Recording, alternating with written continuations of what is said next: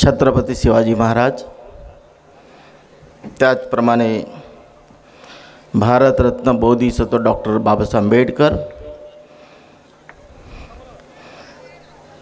जिजाऊ, या सर्वांना मी अभिवादन करतो। आज या ठिकाणी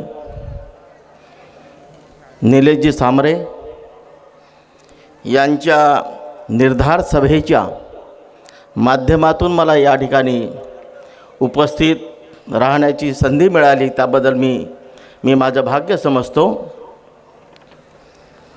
या ठिकाणी मी पाहू इच्छितो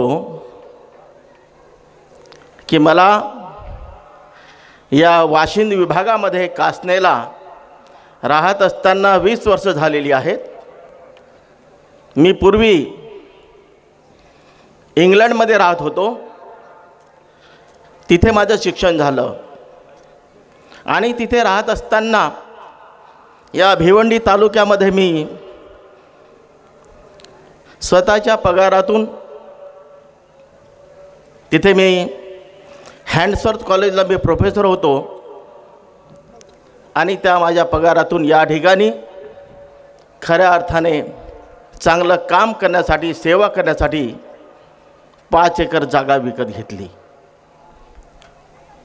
आणि येऊन मला 20 वर्ष झालेली आहेत।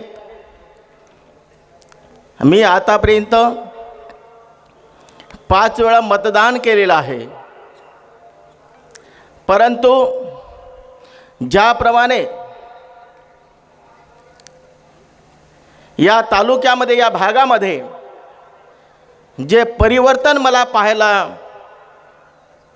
पाहिजे होतं ते अजूनही मिळाले नाही। आणि मी निलेश सांबरेजी यांचं बऱ्याच दिवसापासून नाव ऐकत होतो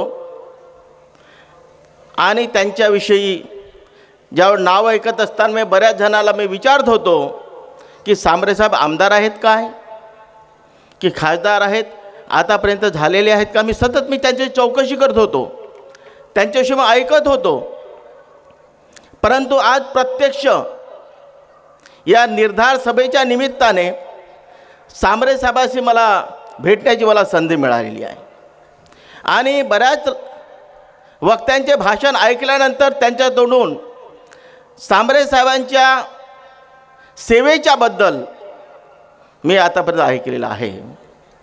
ते खरंच या तालुक्याला, या जिल्ह्याला बदलवण्याची धमक आजच्या सभेमधून मला दिसत आहे असं मला वाटतं।